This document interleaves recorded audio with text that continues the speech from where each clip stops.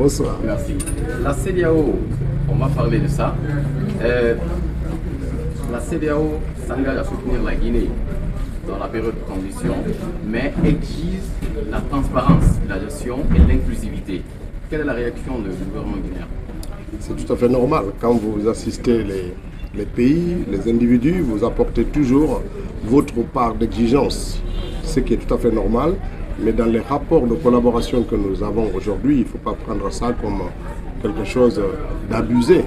Nous faisons une opération tous les mois, c'est la deuxième session du comité de suivi. C'est important que quand on arrive ici, qu'on partage les points d'évolution avec nos partenaires techniques et financiers, avec les pays membres de la CEDEAO, avec la CEDEAO, avec toutes les organisations qui viennent en appui à la Guinée pour faire en sorte que la transition se déroule dans les meilleurs délais. Donc nous les expliquons d'où nous sommes partis, où on est et vers où nous allons. Et je pense qu'il y a une satisfaction qui a été exprimée par les participants des résultats qui ont été présentés aujourd'hui dans la transparence et qui montrent que nous sommes plutôt en avance par rapport au calendrier parce que des actions qui étaient prévues pour le mois de septembre sont déjà réalisées et de quelque chose d'important. Donc pour nous, c'est un rappel de notre responsabilité. Ce n'est pas une exigence nouvelle que de dire que les choses doivent se faire dans la transparence. Et vous avez vu bien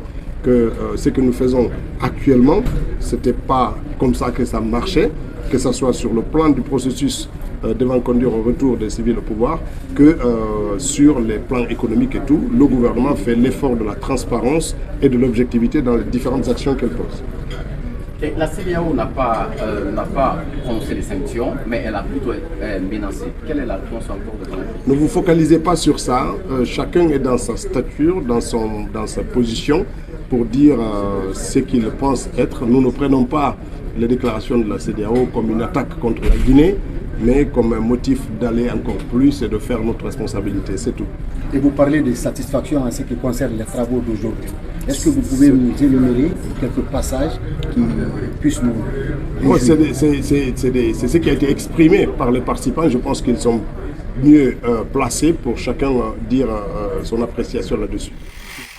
Et comme vous le savez, il y a un mois jour pour jour, on était là et pour la première session du comité de pilotage du chronogramme de la transition. Aujourd'hui marque la deuxième session de ce comité de pilotage. Je rappelle que ce comité de pilotage est composé de membres de certains départements ministériels, mais également du corps diplomatique et consulaire accrédité en Guinée, de la CEDEAO, de l'Union africaine. Aujourd'hui, nous avons présenté les avancées qui ont été réalisées dans le cadre de la mise en œuvre du chronogramme de la transition entre le 12 juin dernier et ce jour 12 juillet 2024.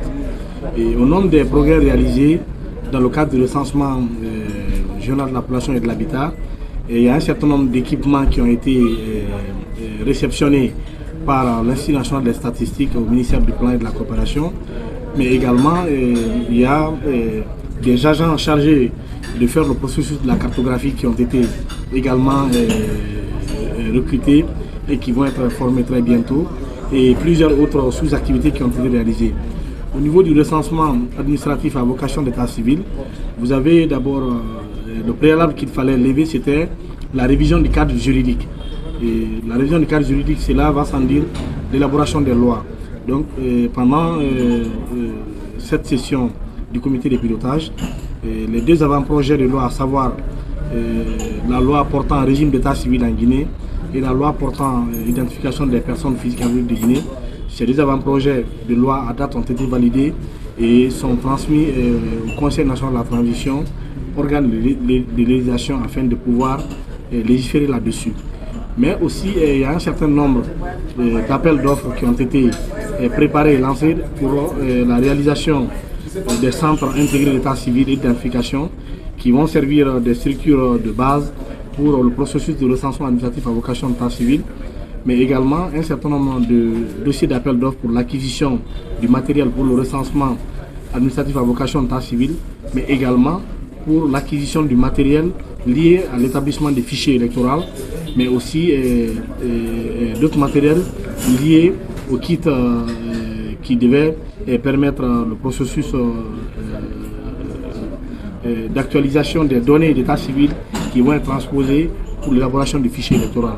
Donc, entre autres, ce sont des actions qui ont été présentées à l'ensemble des partenaires. Et l'autre point qui a été discuté longuement, c'est la question liée à la mobilisation des ressources. Et il vous souviendra que depuis le début de l'année, le gouvernement avait pris comme engagement pour le premier trimestre pour le premier semestre de 2023 de mettre à la disposition du processus de retour à l'ordre constitutionnel pour le financement des 10 points du chronogramme, un montant de 400 milliards et récemment le gouvernement a mis un montant de 150 milliards pour appuyer le programme de recensement général de la population et de l'habitat. Donc à date, nous pouvons clairement affirmer que le gouvernement a dégagé 550 milliards de francs guinéens pour le financement de ce processus. Maintenant, nous avons rappelé cet après-midi à l'ensemble des partenaires la nécessité pour eux de pouvoir concrétiser les promesses qu'ils ont tenues quant à l'apport de leur financement. Lors de la dernière session, plusieurs partenaires avaient pris des engagements au nom d'un certain nombre de montants qu'ils étaient prêts à mettre à disposition. Mais jusque-là, il n'y a pas de concret. Donc nous avons rappelé à ces partenaires la nécessité d'aller très vite pour concrétiser ces engagements afin que les dossiers d'appel d'offres qui sont en train d'être lancés, que lorsque le processus arrive à terme, qu'on puisse passer très rapidement à l'acquisition de ces matériels pour ne pas ajouter un jour de plus au chronogramme établi entre la Guinée et la CEDEAO.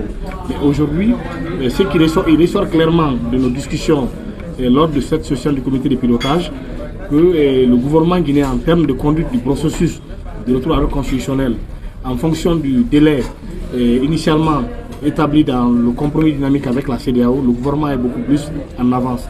En guise d'exemple, les deux avant-projets de loi qui sont à date validés, qui ont été transmis à l'organe de législation, ce travail devait intervenir seulement à partir du 18 août 2023.